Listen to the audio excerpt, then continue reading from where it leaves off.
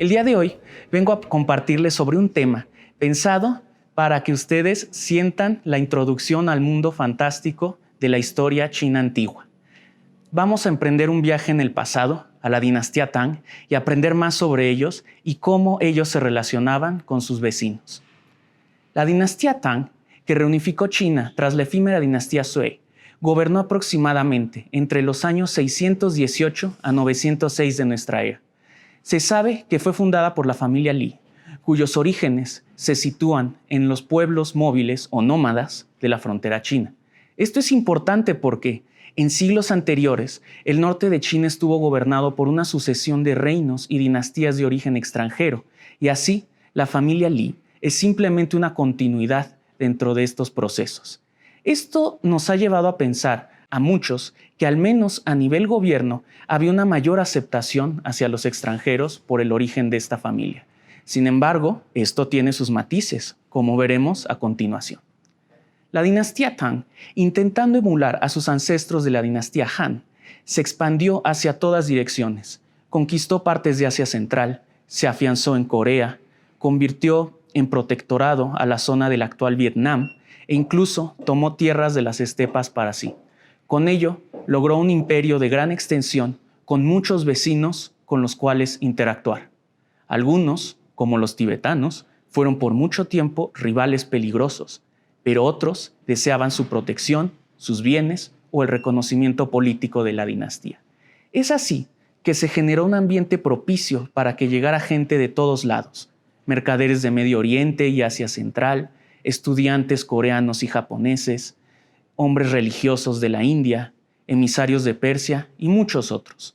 Teniendo a tanta gente de distintos lugares, cabe preguntarse, ¿cómo se percibía a los extranjeros? Vamos a comenzar con la visión del gobierno. A partir de un ejemplo, podremos apreciar el discurso político que se manejaba respecto a algunos de ellos. Los emisarios siempre fueron una parte importante de la vida política. Gente de diversos lugares pedía audiencia con el emperador, llegaba con regalos suntuosos y ofrecía sus reverencias, mostrando el esplendor de la dinastía. Pero, ¿qué pasó? Hubo un incidente en una de estas misiones tributarias. Un emisario de la zona de Arabia no hizo la reverencia ante el emperador. Cuando se le exigió una explicación, él dijo que de donde venía solo se le podía hacer reverencia a Alá. Iba a ser castigado por ello. Sin embargo, el gran secretario lo defendió porque sus costumbres eran distintas y él venía desde muy lejos para admirar la virtud del imperio. No se le puede obligar a hacer esta reverencia.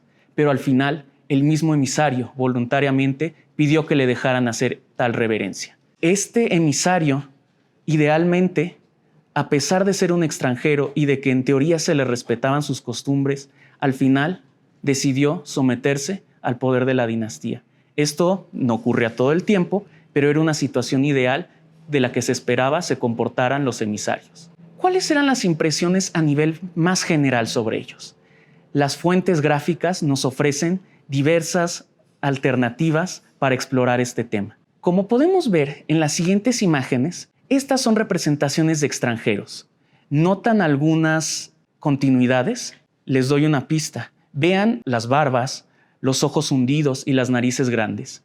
¿Lo notan? Estas representaciones fueron muy comunes en este periodo. Y si bien era obvio que no todos tenían esta apariencia, se volvió una especie de convención o estereotipo para retratar a todo aquel que viniera de lejos. Algunos autores han sugerido que al ser los mercaderes de Asia Central y Medio Oriente los más influyentes y los que más comúnmente se veían en China, era natural que las características físicas de muchos de ellos fueran usadas como un marcador para representar a cualquier extranjero más allá de sus vecinos cercanos. Además de volverse un indicador para el artista de decir, hey, mi pintura es sobre un extranjero, estos marcadores se volvieron, según algunos autores, una manera de delimitar las fronteras entre lo propio y lo ajeno.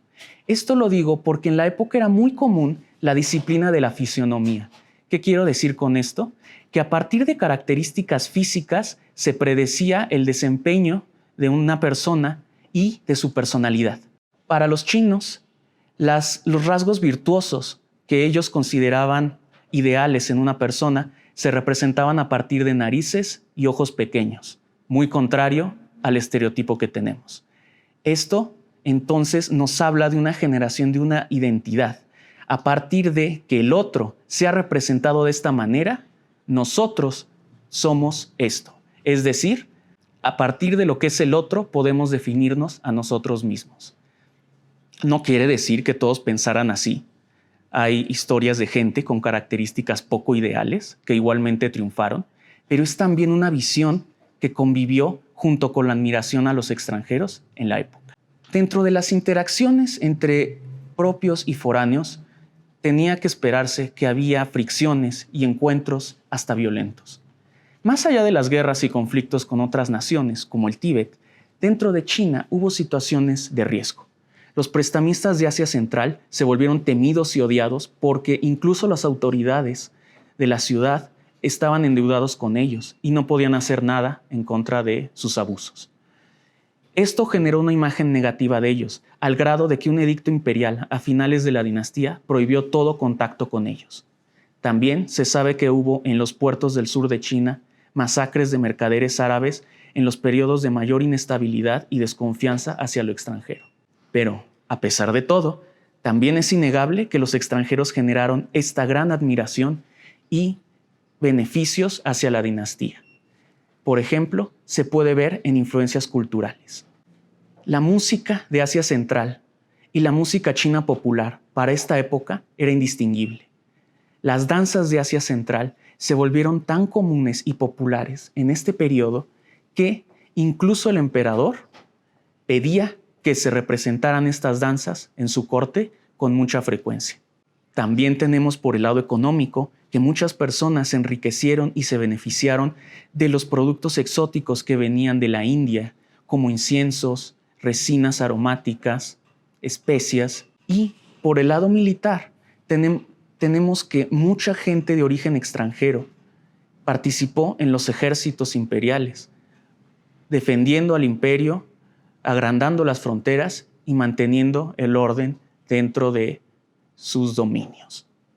Así estamos ante esta necesidad y este gusto por todo lo extranjero en la dinastía Tang.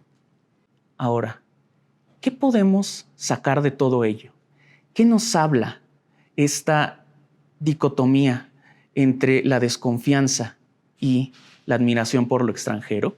Podemos decir que la dinastía Tang es un ejemplo muy interesante de lo complejas que pueden resultar estas relaciones, estas interacciones entre gente de distintas formas de pensar y actuar.